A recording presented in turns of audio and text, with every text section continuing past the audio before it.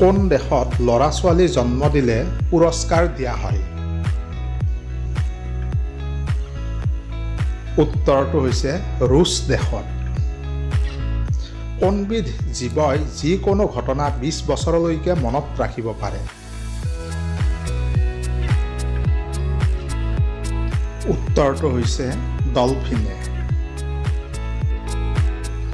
এনেকুৱা কি জীৱ আছে যাৰ মাত নাই?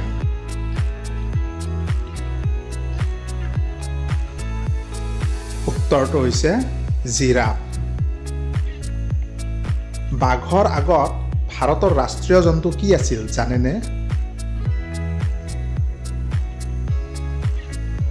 উত্তৰটো হৈছে সিংহ।